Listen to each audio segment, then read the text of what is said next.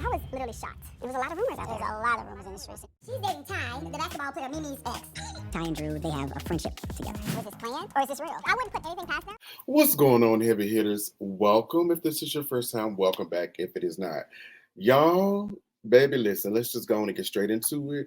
We have come to the end of season 15 of Real Housewives of Atlanta with episode 16, Art Imitates Life. However, I think it's hot mics. Child, y'all come on back and let's have this heavy conversation. All right, y'all. So listen, let's just go and get straight into it. We do the normal. We start with the montage. We start with the montage of Drew and Ralph. Then we have Sheree, Mecca, Cairo. She's trying to crawl. Sheree is just really going to keep exploiting everything but her own life, right? We get over to Kenya and Brooklyn. And you know, the difference for me with Kenya and Brooklyn is one, it's Kenya's child, and it's organic and it seems real. With Sheree and her granddaughter, Mecca, it just seems forced because she has no storyline, right? It just seems like she's exploiting everything and everyone around her versus giving us her. You have real health issues that you have just kind of tiptoed around. Again, where is she by Sheree? You're just giving these little bitty minuscule parts of it. Anyway, we go over to Candy and Ty, getting a couple's massage. They're talking about the fact that they were done, time to have a party. He says we have a trailer, and I don't really want a big party. Well, we see that's not going to be the wish that he gets. We move on over to Sanya. Sanya's getting her checkup with Dr. Jackie, and apparently Ralph is out of town. Go figure, right? Ooh, Sanya, this is a huge indicator, and he wanted all your family out, but now you're pregnant. We later found out that she did miscarry this child, but she is now pregnant again, and perfectly all is still going well as it has been and has been shown with the pictures and everything. Marlo surprises her because we later found out, again, Ralph is out of town, couldn't hear the baby's heartbeat because he's out of town on this appointment, which we know would have been set, so why wouldn't he be there? Anyway, Marlo surprises her, and Sanya is doing, so I don't know, the level of desperation and up-assness that Sanya shows towards Marlo is just, it's cringy. They start the examination, and Sanya's like, okay, Marlo, record for me. So did I say Ralph earlier? Ross. Sorry, if I said Ralph, I meant Ross. I'm sure y'all will be like, no, Ross. So Ross, of course, is not there. Sanya asks Marlo to record. We're thinking that she is. Apparently, she is not. Dr. Jackie comes in. She gives her the official date. She lets her know that time frame and saying it straight. Well, what about Deuce? Because I need to tell Deuce. And Dr. Jackie reinforces, look, he is too involved. You're not too new. You're still in a dangerous phase of the pregnancy because anything could happen, unfortunately, which did. And, you need to kind of back up on keeping him so involved. She's very adamant that he's already involved. And, she needs to be able to explain things to Deuce. Dr. Jackie does what everybody does, realizes this is your sidekick. So Marlo, in other words, Dr. Jackie was reading you because you've been everybody's sidekick. You've been everybody's plus one. You've been everybody's tag along. Child, read Dr. Jackie. We go over to Drew. Drew is now home because the movie The Past is wrapped. She's in the bed texting. Ralph comes in and says he's been working really, really hard. And is everything good with her? She's like, yeah, I only got like an hour of sleep because I got in late and then I had to get up and take her son to school. Ralph, I've been trying to help you. Ralph is an ass. I was getting ready to say D-I-C-K, which he is, but Ralph is an whole. Like, it is just, I don't even understand their marriage other than the aesthetic, right? They look good together. He's handsome, although some would say not. She's beautiful, although some would say not. They just make a very beautiful couple, and they've made beautiful children together. I just really wonder, did they really love one another, or did he really love her, or was this just a marriage of convenience? Because, like she says later, she lost her voice. It's sad because Ralph is a narcissist at its worst. Like, it's just, ooh, it's cringy. She asks, so when are you coming back into the room? Because we now know that he has moved out because he said she disturbs his sleep when she was coming in late while filming The Past. And he's like, I'm not sure, when there's some stability. Again, the man is an ass. They begin to have a conversation about Courtney calling her a bitch, and he's just very dismissive, like, okay, what you want me to do? And she's like, your cousin, whom you just met, is being disrespectful to your wife. If you don't like her, I don't like her. We don't rock, I don't rock. And he's just like, she ain't did nothing to me. Very much like, pause me, please. Drew, this man don't like you. This man don't like you. Child, unpause me. So anyway, they have the conversation. She's just like, girl, whatever. That's what she should have. Pause me, please. Drew, you should have told him. You should have told that man, girl, whatever. Girl, please. And walked off. That would have really ticked him off because toxic heterosexual men do not like to be emasculated. You should have been like, girl, whatever, Miss Thing.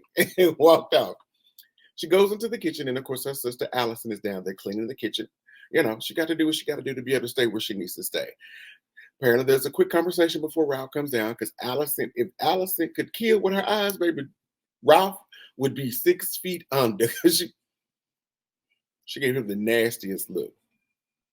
He then asked her, are we good? And she's like, why would you do this? And I don't understand. He's being, again, very dismissive.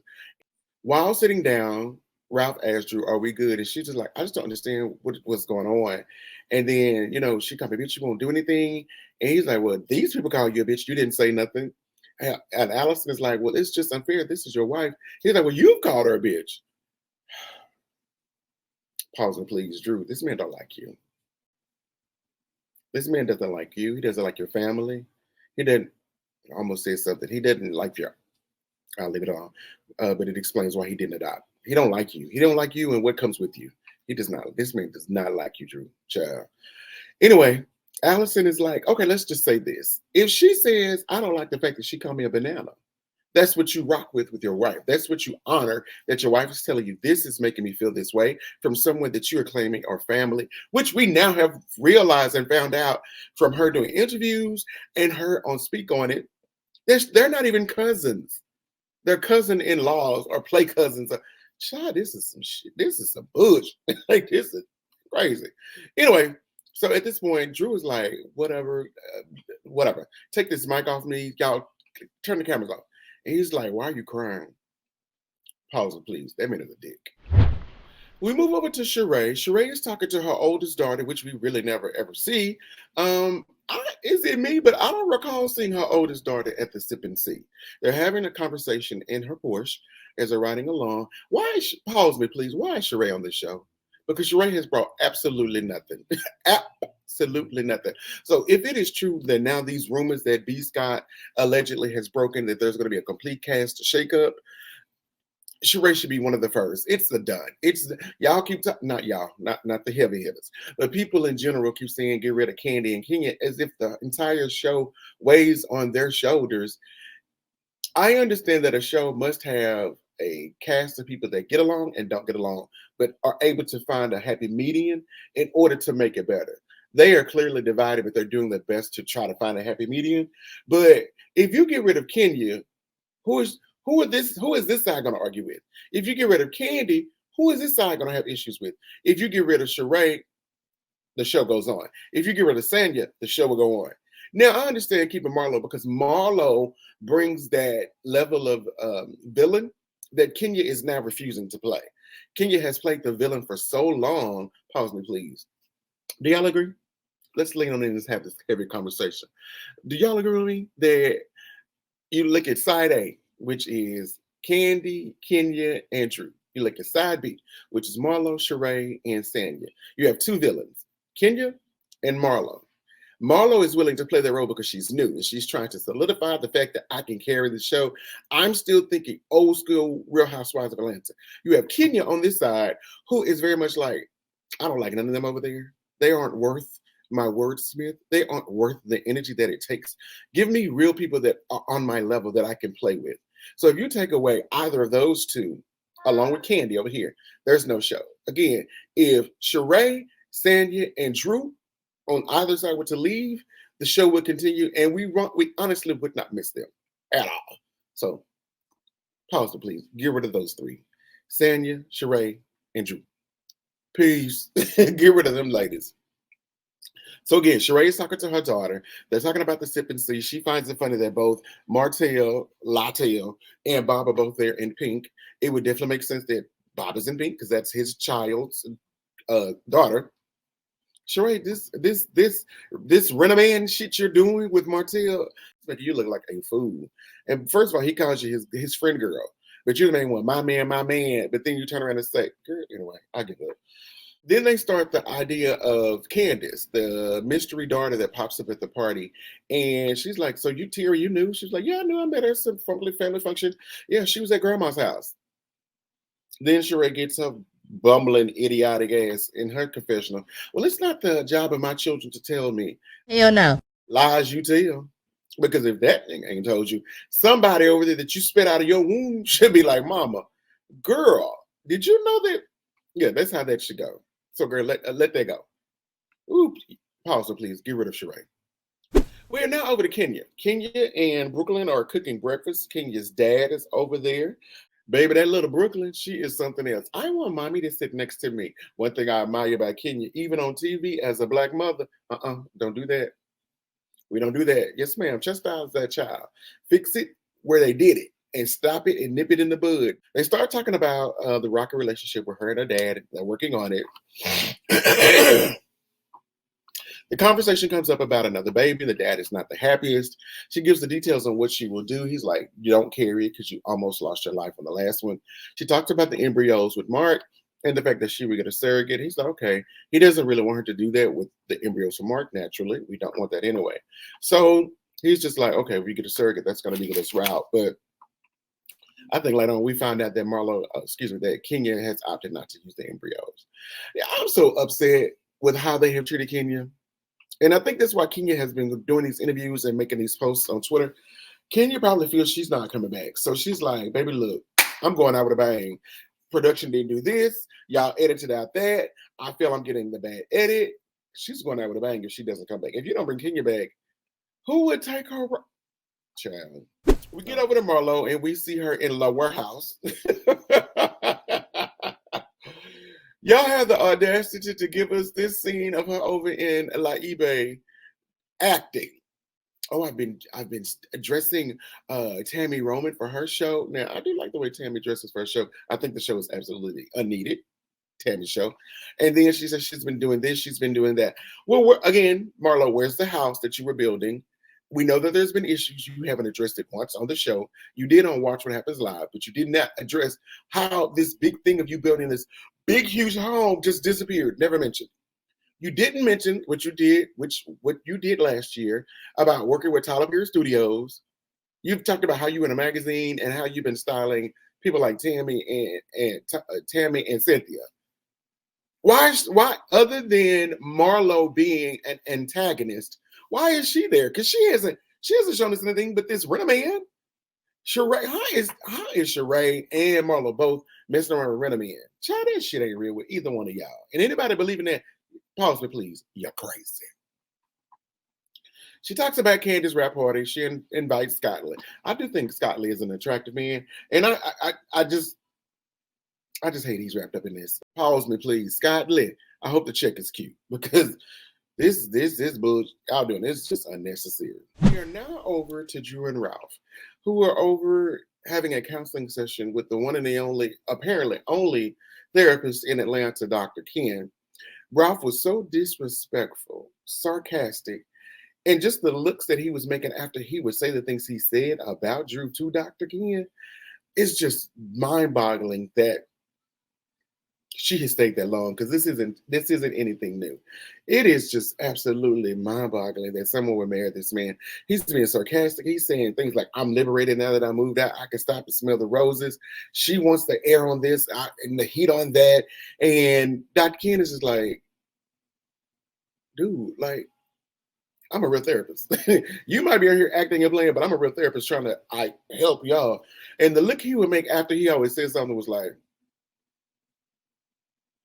he wanted to laugh, like, I'm getting ahead. Man, F this. I'm out of here. I'm making a fool out of her. It's just like, pause it, please. Ralph, you are an asshole. Your children are going to see this. You are an asshole.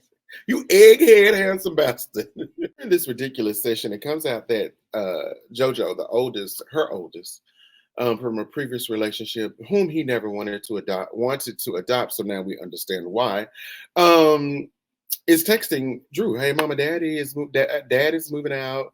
Blah blah blah blah. He's like, "Oh no, she's lying. She's making it up." She pulls, where my phone? She pulls it up. "Hey, so and so and such and such. Dad is doing so and so and such and such. So dad is so and so and such and such." Oh, see, now she's making it a big deal. She's trying to act like, and she's like, "I just simply read what he typed. What are you talking about?" Drew, girl, you better than me. Because honey, I'd be on first 48.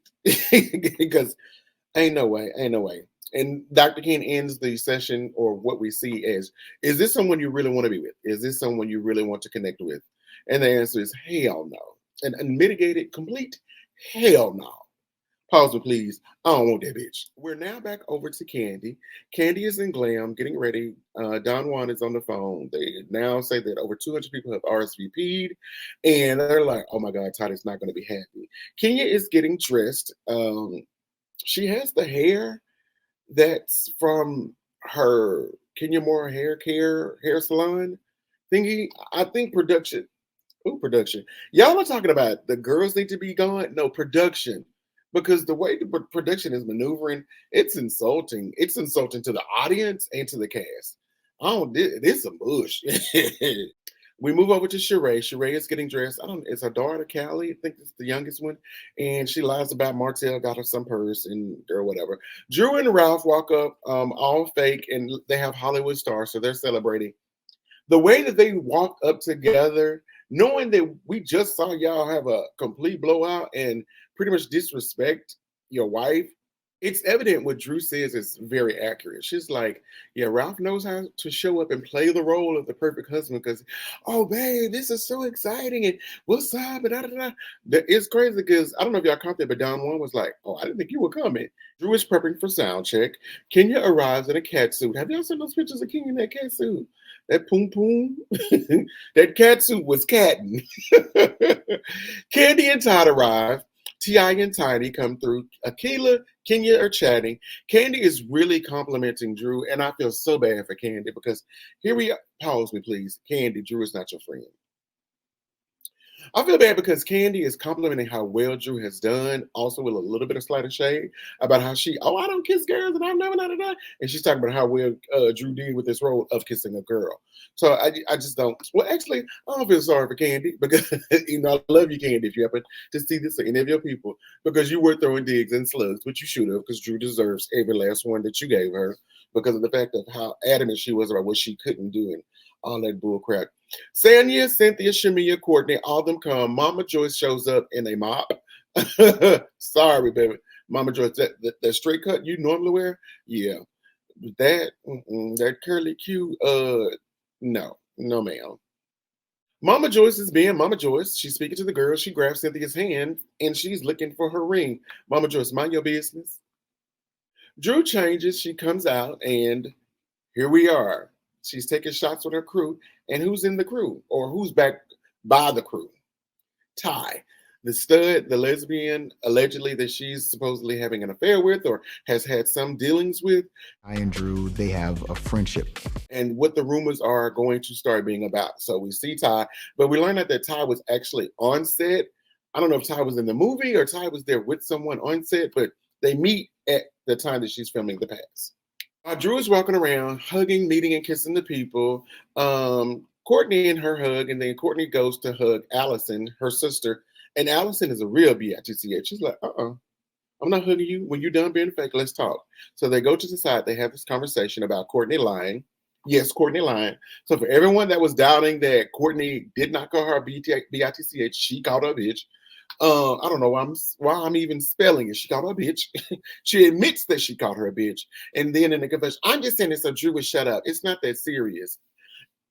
The idea of it is not that serious. We know Drew will blow everything up. But the fact is that you're supposed to be that bitch and you're supposed to stand and pause it, please. Baby, listen. When you're in a confusion or conflict and y'all are battling or having a conversation or you're in a heated moment, stand in what you say. Don't backpedal and pussy pop. Just it is what it is. Yeah, I said it. That's where I think we would respect Courtney more. She's like, yeah, I said it, but that I don't even use the word. What do you mean? I don't understand because I don't use the word bitch. Like, yes, you do. Yes, you do, and yes, you did. Who really is like upsetting me, other than being all up Marlo and Sheree's ass, is Sanya yet again, because she's like, oh my God, let it go. We're not in high school.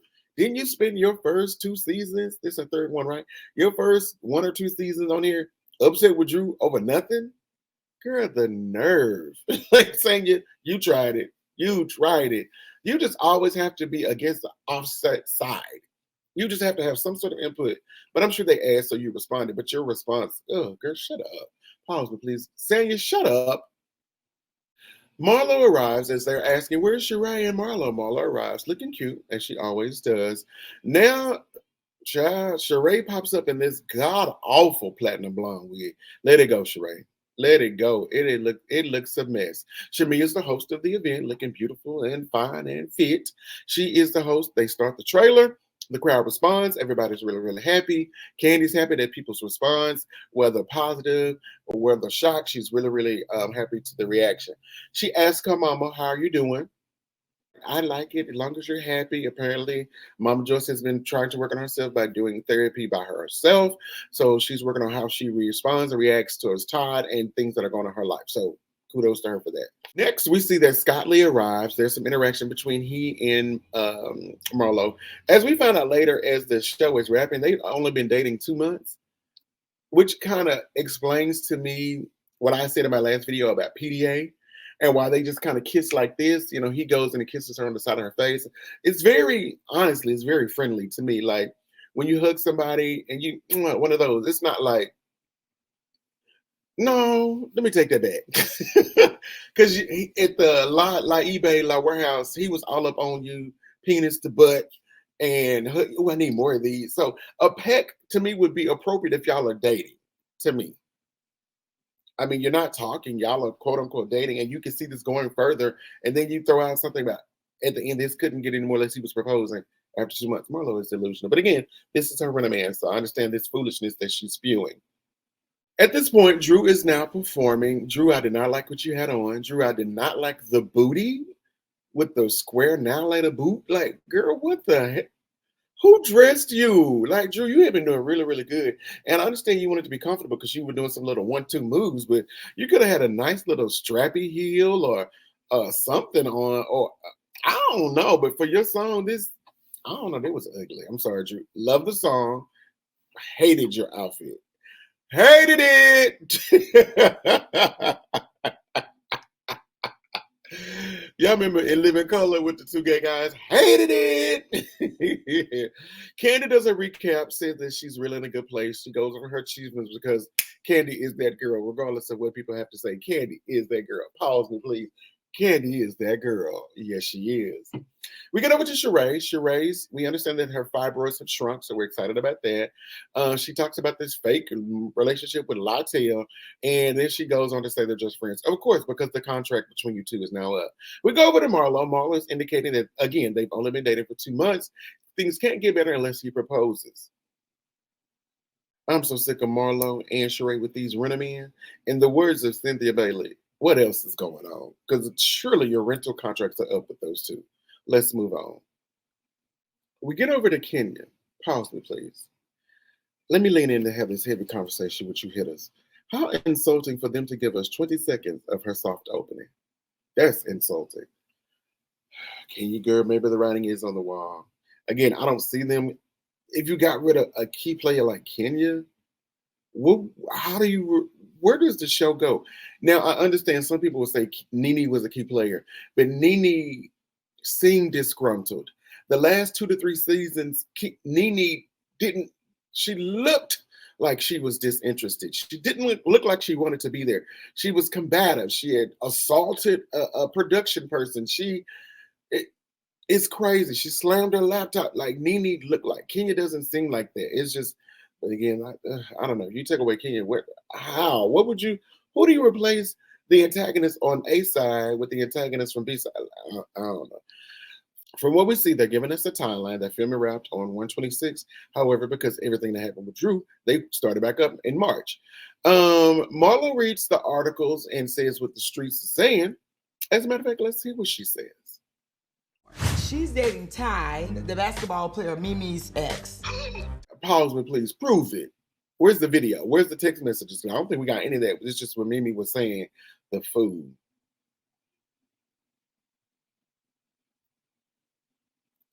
We are now in the confessionals because we're talking about this stuff with Mimi and Ty and Drew.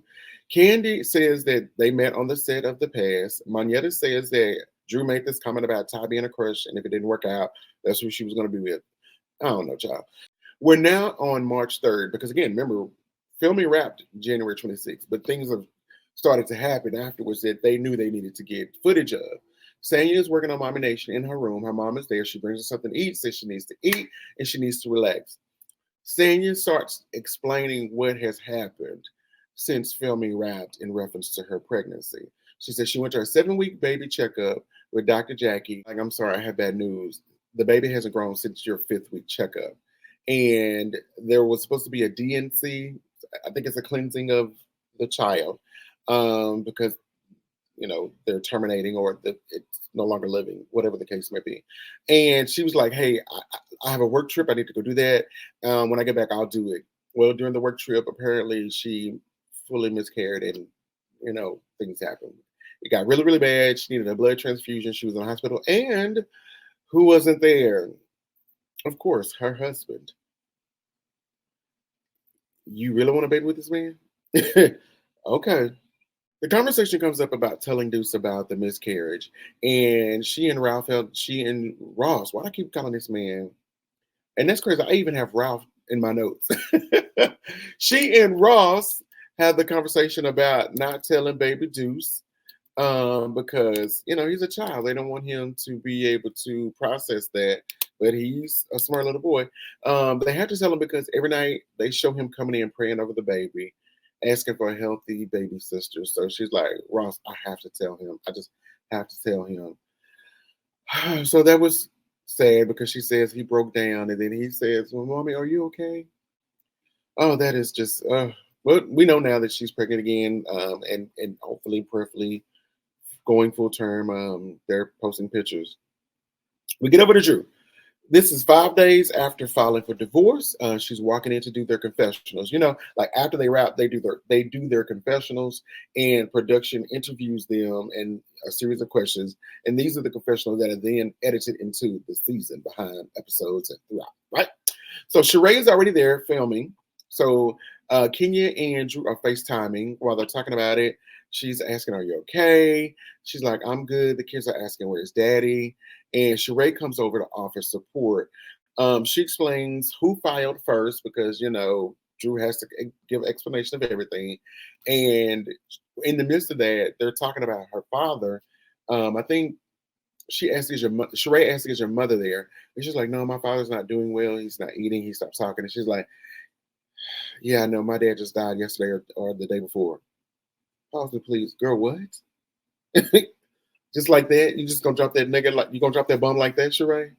So they show compassion for one another. Drew goes in to start her confessionals and immediately starts crying. She says, I'm okay. I'm just crying because the last time I was here, I started thinking about when Ralph and I actually were doing really well. They show a clip. Girl, y'all were never doing well. Y'all were just going through the motions. That man don't like you, girl. That man never liked you. This was a marriage of convenience. At the same time, on March 4th, the next day, Ralph sits down to do his confessional. He can't really talk about much because they start asking questions. And between Drew and Ralph, they're both calling their attorneys, and the attorneys have advised not to say too much. While Drew is sitting down to her confessional, Mimi drops the story. So everybody's hitting her up, but she's doing confessionals, so she can't, answer or her phone is on mute or off. She looks at her phone after they take a break because production says, let's take a break because she's becoming emotional. And she's like, I have 27 missed messages. Well, it's because of this situation. So what is so crazy is now we're in confessionals with Courtney. Y'all have given Courtney too much time. Pause it, please. Courtney has been too relevant to be irrelevant. she's talking about what she's heard, and Ralph said this, and Ralph says that she's a good time, and that he know that she likes to have fun with girls. Courtney, that's why people are saying what they're saying about you being the side piece and not the real cousin, because we now know that you're not really a cousin, and that you were a mole in there to see what was going on, because you're just a little too informed to be somebody that he just met. So that's why they're saying about that about you. She responds to the rumors like that's a low reach. She's freaking about it. She should have just been like, it's not true, and left it alone. But of course, Drew blows everything out of proportion. Not that this wasn't something that isn't huge, but dude, like most people, just laugh. Girl, I don't like her. That's my home girl. Girl, fuck them people. That's what you're supposed to say. Courtney again is in her confessional saying that Drew likes to go to Texas to visit Ty. Courtney, how do you have so much information? Like, this is so crazy. Something about some evidence in a discovery. Again, Courtney's just so well informed about what Ralph has going on. And Courtney, at this point, Courtney, the camera goes up like this, or it goes down. No, it goes up like this, right? It goes up like that. And Courtney is just going ham. Yes, because now this explains why she was pushing for that adoption so she could go be in her lesbian relationship. Like, girl, why are you doing that, Courtney? Like, oh, Courtney, we don't like you. We don't like you. This says a lot about your character. It's just, anyway, that's just horrible. Drew now is giving her explanation of what is happening, and she does something I don't like, because she's like, I met her at Candy's video. Like, she's trying to associate the situation with Candy. What happened when you met someone and went beyond just that meeting? That has nothing to do with her. I did not like that. Just a child. This, I ain't like it. All right, y'all. That's pretty much it. That wraps up the season 15. I'm interested to see what season 16 is going to give, because there are a lot of rumors starting to circulate now about cast shakeups, bringing certain people back. I don't know, child. We will see. But for those of y'all that keep asking for Nene, it's never going to happen. Why would you want Nene to come back to something that she says hurt her so deeply? That doesn't even make sense. That's counterproductive. That's crazy. Why would I return to something that hurt me? Until the next time, y'all, we will be back to do the reunion. The 2-part reunions. Make sure to watch other videos. Be sure to like, comment, and subscribe. And until the next time, y'all, be easy. Peace.